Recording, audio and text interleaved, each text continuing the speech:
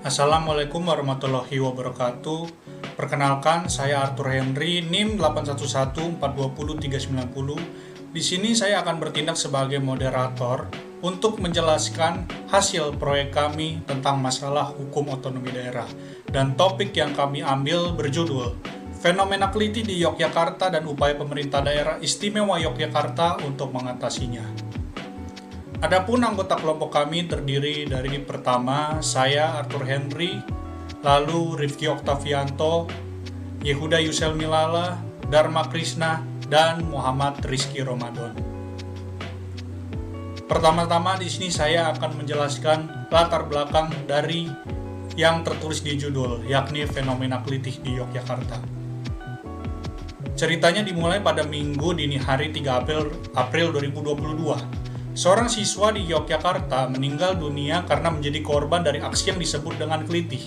Pasca peristiwa tersebut, jagat dunia maya menjadi heboh, menjadi riuh ramai dengan naiknya trending topik tentang kelitih. Tagar Yogyakarta tidak aman, kelitih, hingga Sri Sultan Yogyakarta darurat kelitih ramai diperbincangkan usai kejadian tersebut. Ditambah lagi dengan beredarnya cerita-cerita dari para warganet yang ternyata mereka pernah mengalami yang disebut sebagai kelitih ini. Dan peristiwa kelitih ini bukanlah yang pertama kali terjadi. Peristiwa ini adalah peristiwa yang kesekian kali dan sudah memakan korban jiwa kesekian kalinya pula. Sebenarnya apa itu kelitih? Menurut sosiolog Universitas Gadjah Mada Ari Sujito, makna asli istilah kelitih adalah kegiatan keluar rumah di malam hari untuk menghilangkan kepenatan. Kelitih sebetulnya hanya aktivitas orang keluar malam mencari kegiatan untuk mengatasi kepenatan. Dan sosiolog Sunyoto Usman juga menyatakan bahwa makna kelitih adalah mengisi waktu luang. Tidak ada konotasi negatif pada makna asli kelitih. Sementara itu dalam bahasa Jawa, kelitih memiliki arti kegiatan di luar rumah untuk mengisi waktu luang.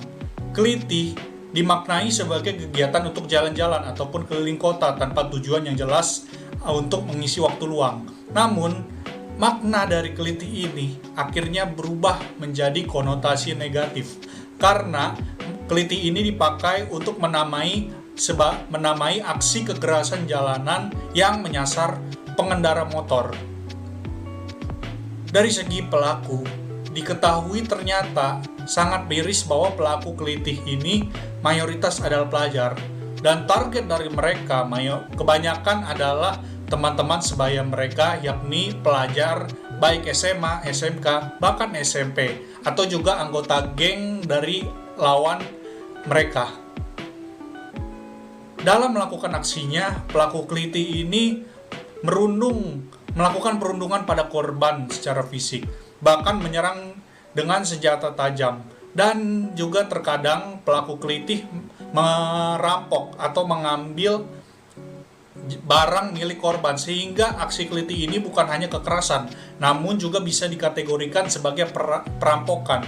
Dan korban kelitih ini biasanya dilukai dengan parah dan ditinggalkan di pinggir jalan sehingga mengalami sekarat dan akhirnya meninggal dengan luka parah. Pelaku kelitih biasanya menyasar pengemudi sepeda motor di malam hari. Selanjutnya, kelompok kami akan menjelaskan yakni penyebab kelitih, dampak yang terjadi dari kelitih, solusi untuk menanggulangi kelitih, dan kesimpulan dari hasil pekerjaan kami yang semuanya akan dijelaskan oleh anggota kelompok kami. Assalamualaikum warahmatullahi wabarakatuh. Perkenalkan, nama saya Rifki Oktavianto dengan NIM 81114203993 dari Rombel 8 Matkul Hukum Otonomi Daerah, Kamis jam 7 dengan dosen pengampu Bapak Deni Muhtada. Terima kasih. Baik, di sini akan melanjutkan pemaparan materi, yaitu mengenai penyebab dari aksi kritis tersebut. Provokasi dianggap menjadi faktor besar yang mempengaruhi seorang remaja melakukan aksi kritis. Provokasi itu dapat diperoleh oleh remaja di lingkungan sekolahnya. Aksi kritis saat ini pun muncul sebagai perilaku yang menyimpang dan juga berpotensi kejahatan lantaran dilatar belakangi oleh keberadaan kelompok-kelompok remaja yang biasa disebut dengan geng. Penyebab klitih yaitu sejumlah remaja yang memiliki kesamaan hobi dan kegiatan. Para remaja ini memiliki rasa nyaman dan kecocokan yang timbul dari kelompok. Layaknya remaja pada umumnya, mereka dapat dipengaruhi oleh remaja lain yang sehingga hubungan pertemanan ini dapat menjerumus ke arah yang negatif seperti kenakalan, narkoba, hingga pergaulan bebas. Dalam jurnal penelitian yang berjudul Faktor-faktor determinasi perilaku klitih dijelaskan bahwa seorang melakukan kekerasan supaya bisa diterima dan diakui kelompok. Pengakuan ini diperlukan agar seorang tersebut dapat masuk dalam anggota geng atau kelompok tersebut. Dilihat dari aspek hubungan antar kelompok, seorang remaja diketahui akan semakin mendapatkan nama yang bagus di lingkungan teman geng ataupun tongkrongan ketika ia berhasil melukai orang lain di jalan. Namun, ada dua hasil penelitian ini yang menarik untuk direnungkan terkait dengan timbulnya perilaku klitih. Pertama, terkait dengan kondisi rumah yang bisa mempengaruhi perilaku remaja yang kemudian menjerumus klitih. Tidak harmonisnya suatu rumah tangga, anak tidak mendapatkan kasih sayang dan perhatian. Pada akhirnya, remaja cenderung mencarinya dalam kelompok. Faktor kekerasan dalam rumah tangga atau yang disebut dengan KDRT juga mempengaruhi psikologis seorang anak. Yang kedua, ketiadaan sosok yang menjadi panutan juga menjadi salah satu penyebab timbulnya sifat agresif dan sifat tak mampu mengontrol emosi dari seorang anak.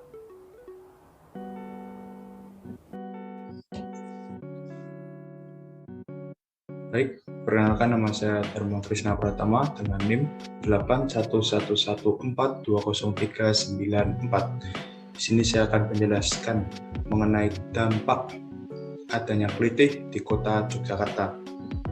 Yang pertama, tentu meresahkan bagi masyarakat asli Yogyakarta, turis domestik maupun turis mancanegara.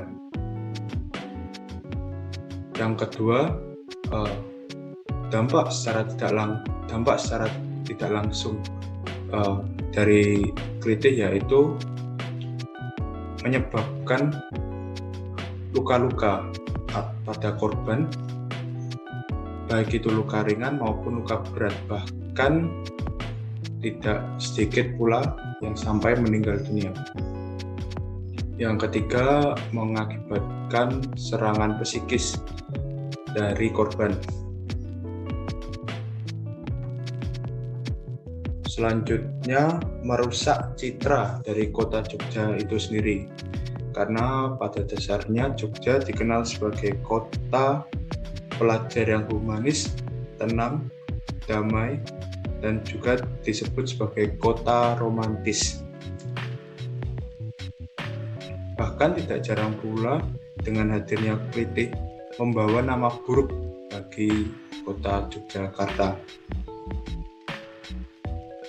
Oleh karena itu, pemerintah daerah kota Yogyakarta harus segera memberikan solusi agar permasalahan mengenai klitih ini dapat diselesaikan dengan baik. Apa itu solusinya? Nanti akan diterangkan oleh rekan saya. Sekian informasi yang dapat saya sampaikan. Mohon maaf apabila ada salah kata. Terima kasih.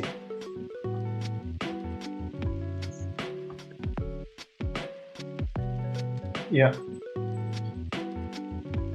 Selanjutnya saya Yehuda Yuselnala dengan NIM 811420392. Pada kesempatan kali ini saya ingin memberikan tentang bagaimana solusi dari permasalahan ini. Solusi dari permasalahan ini yang pertama ialah melibatkan tokoh masyarakat, tokoh agama, ketua LPK, LPNPK, kampung, RW, RT, PKK, hingga Karang Taruna untuk menyosialisasikan pada warga tentang pentingnya mereka untuk mengetahui keberadaan anggota keluarganya. Yang kedua ialah untuk menginisiasi aktivitas positif dan bermanfaat bagi remaja. Dan hal ini adalah hal yang sangat penting dilakukannya, karena yang kedua ini merupakan cara preventif untuk tidak terjadinya sebuah kelalaian dari masyarakat mungkin dan juga dari orang tua untuk mengontrol dari anak remaja tersebut, apakah anak remaja tersebut mengikuti aktivitas positif yang dilakukan di sekolahnya atau mungkin di luar kegiatan sekolahnya. Yang kemudian yang ketiga ialah untuk menggiatkan patroli lingkungan. Kami melibatkan Linmas dan gerakan jaga warga. Yang keempat ini kerjasama dengan TNI Polri guna melakukan monitoring pergerakan massa yang masih beraktivitas hingga malam. Dan yang kemudian yang terakhir ialah untuk mengalokasikan anggaran belanja daerah untuk setiap aktivitas pencegahan dan penanganan kejahatan di jalanan. Yang kemudian juga bagaimana peran penting orang tua ini juga sangat berpengaruh kepada sikap yang atau mungkin kepribadian anak. Faktor kehadiran orang tua ini juga harus memberikan perhatian serta kasih sayang, yaitu afeksi kepada anak mereka. Kasih sayang ini bisa berupa selalu pemantau terus menerus. Yang kemudian orang tua juga harus memonitoring segala kegiatan anak remajanya selama berada di rumah dan sekolah terkait perkembangan serta tingkah laku sang anak. Kalau di zaman sekarang kita bisa melakukan dengan hal yang dengan kegiatan teknologi, misalnya dengan melihat selalu aktivitas melalui handphone anak, melalui GPS anak, sehingga bisa terkontrol bagaimana penggunaan komunikasi dan juga teknologi melalui telepon. Kemudian penggunaan CCTV juga bisa dimaksimalkan untuk memantau keamanan yang ada di Jogja dari gangguan putih. Ini sebagai juga tingkatan represif ya. Bagaimana juga nanti bisa sebagai alat bukti untuk keamanan apakah anak tersebut atau remaja tersebut sudah melakukan kewajiban yang benar. Yang kemudian adalah penyuluhan kepada para siswa. Penyuluhan di sekolah harus berkelanjutan dengan kegiatan penyuluhan karena setiap tahun siswa dan mahasiswa ini berganti terus sehingga kita terus menyosialisasikan tentang hal-hal kebaikan.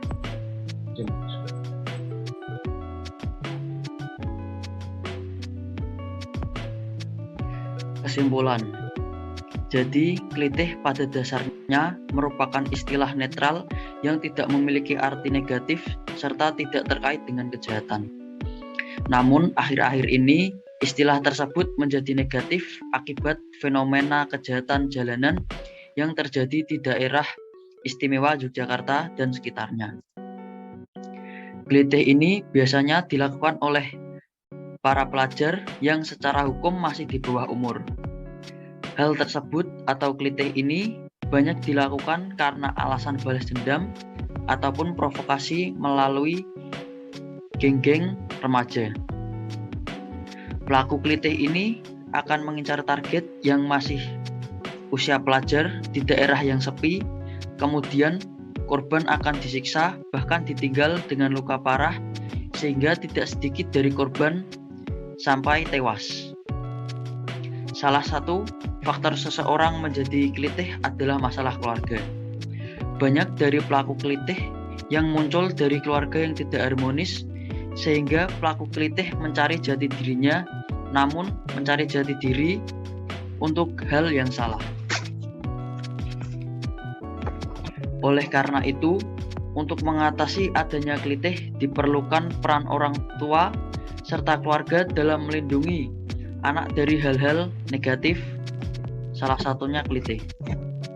Selain daripada itu, Pemda DIY dan bersama dengan Polda DIY wajib memperketat keamanan. Salah satunya dengan memperbanyak CCTV, menerangi jalan-jalan gelap, rutin melakukan patroli, melakukan penyuluhan kepada masyarakat yang dilakukan secara berkelanjutan. Sekian, terima kasih.